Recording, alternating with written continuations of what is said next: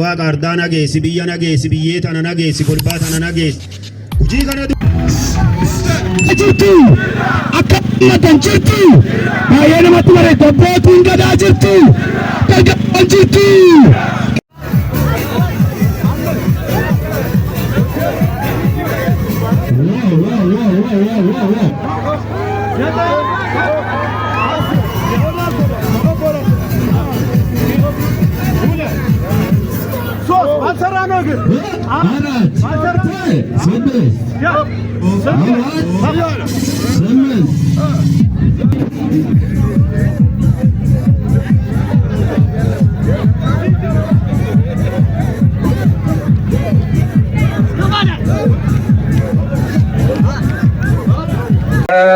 Hiriira kana dorgommii kana sochii kana yeroo goonu waan hedduu yaadachaati.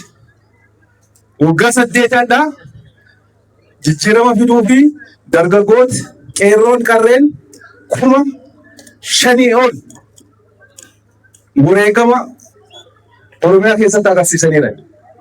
Dargaggeessadha osoo wareegamin dhiigaa fi dafqa isaatiin sirnicha tifachuu akka danda'u eeggachuu akka danda'u akka yaadatu warra kaleessa biraan kun akka yaadatu waan ta'eef baga nagaan dhuftanii baga hirmaattanii kun aadaa ta'e itti fufaa sirna cimaa ijaarraa teknooloojiin guddannaa kanaaf dargaggeessi hooggansi mootummaa biiroolee adda addaa jiru ergama kenna dachaan bahuu danda'u kannaa Itoophiyaan hin guddatti Oromiyaan hin baraati guddoo galatooma jechuu barbaada itti aansuudhaan kabajamoo bulchaan godina Gujii Lixaa obbo Adumaa Baay'eedhaan gabaabaa akkasii dabarsuun barbaada ulfaadha. Dargaggoo magaalaa godina hojjetaa mootummaa magaalaaf godina hundi nagaa bultanii kabajamoo obbo Waaree Gadaa kantiibaa bulchiinsa magaalaa Bulee Horaa kabajamoo obbo Tsafay Nagaash itti aanaa hoogganaa biiroo bulchiinsaaf nageenya Oromiyaa kabajamoo obbo Galma Waaqoo itti aanaa hoogganaa biiroo investimentii fi industirii Oromiyaa kabajamtoota koree qindeessituu godinaa koree qindeessituu magaalaa hooggansa magaalaaf godinaa jaallatamtoota dargaggoo magaalaaf godinaa uummata magaalaa keenyaaf godinaa sagantaa sosochii ispoortii jala bultii ayyaana injifannoo bitootessaa 24tiin dhaqqabdanii hundi keessan baga geettan baga geenne isiniin jechuu barbaada. Bitootes 24 yommuu yaadannu guyyaa injifannoo Oromootaati. Guyyaa injifannoo Itoophiyaanotaati. Guyyaa ijaarsa sirna dimokiraasii dhugaati. Kanaaf irra deebiidhaan jaallattoonni ispoortii jaallattoonni sirna kanaa hundi keessan baga ittiin singee baga waliin geenne jechuu barbaada. Mootummaan keessan mootummaan keenya paartiin badhaadhinaa sirna dhugaa ijaaruudhaan walqixxummaa Itoophiyaanotaa mirkaneessuudhaaf badhaadhina dhuunfaaf oloo galmeessuuf mirkaneessuun lammiileen Itoophiyaa hundumtuu iddoo jirutti kanaaf mootummaan keessan dargaggeessi Itoophiyaa barnootaaf teknooloojii akka guddatu sirna jabaa ijaaramee egereen Oromoo fi Itoophiyaanotaa mataa ol qabatee akka inni jiraatu dimokiraasii dhugaa ijaaruu fi federaalizimii dhugaa mirkaneessuun biyya banaati. Biyya kanatti otoo hin taane biyya kennitu ijaaruudhaaf hojjetaa jira. Dhaloonni ammaa kun kaleessa Oromoon sirna kana ijaaruudhaaf wareegama hedduu kafalee jira. Haa kafalu malee dhaloonni darbe carraa kana argani. Dhaloonni ammaa injifannee jirra. Itoophiyaa ijaaraa jirra. Oromoo ijaaraa jirra. Sabaaf sablammii biyya kana keessa jiru walqixxummaa akka jiraatu sirna dhugaa ijaaraa jirra. Baga abbaa injifannoo kana baga qooda fudhattoota kana feetan. Keessummoota haasaa nu taasisan ulfaadhaa guyyoomaa nu dura bulaa oolaa jenneerraani bitootessi 24 dhugumaan guyyaa injifannoo akka inni ta'e namoonni amana.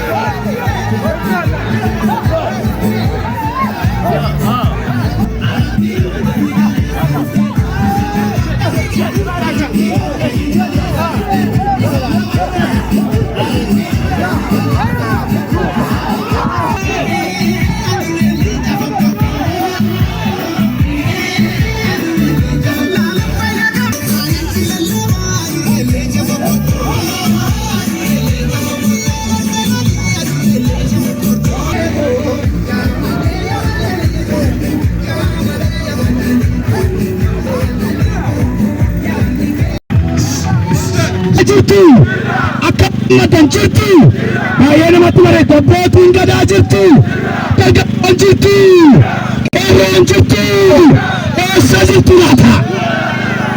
jirtu laata guyyaan irraa guyyaa seena qabeessa guyyaa addaati guyyaan irraa injifannoo adawaa lamaffaati Oromoon abbaa biyyaati Oromoon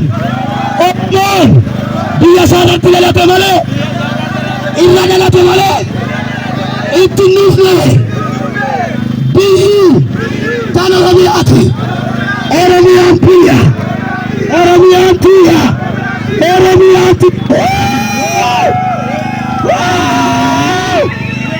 Jolle bichuu jirtu jolle bal'aa jirtu eessa jirtu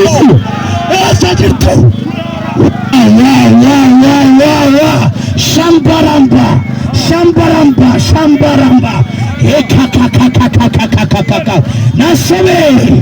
nasabe addunyaa meetat eessa jirtu Israa'el gara duraatti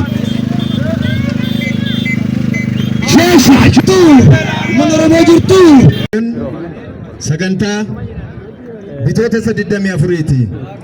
Baatiin bitootessa 24 baatii uummata Oromootiif Itoophiyaa guutuuf injifannoo guddaa qabatee dhalate.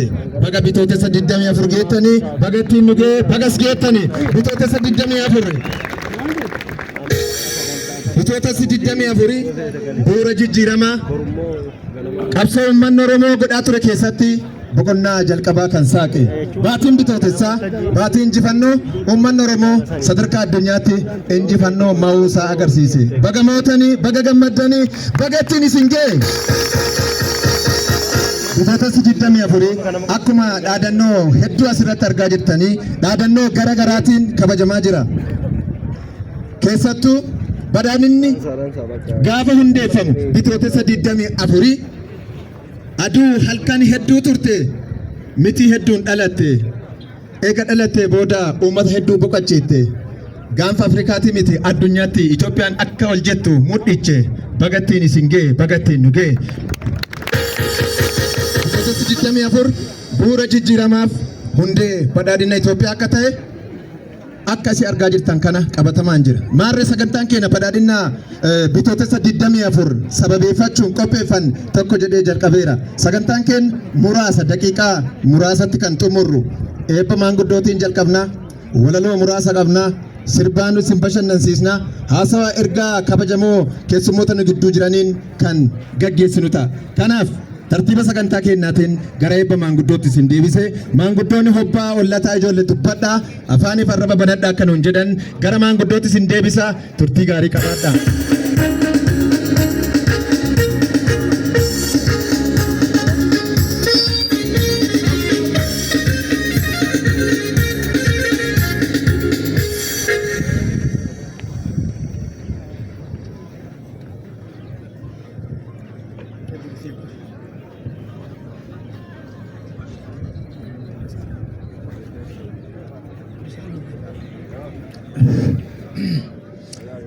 Waaqa gujii kana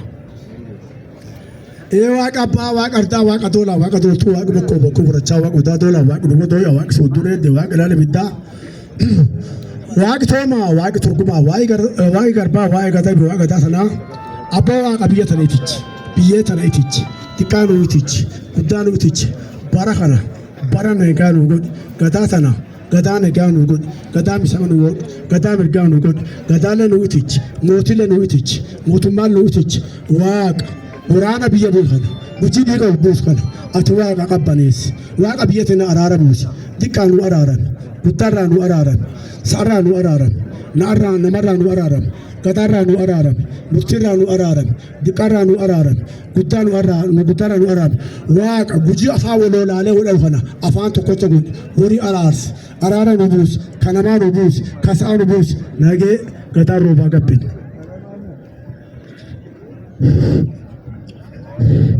Yoo waaqa nu nageessi waaqa ardaa nageessi biyya nageessi biyyee tana nageessi kolbaa tana nageessi gujii kana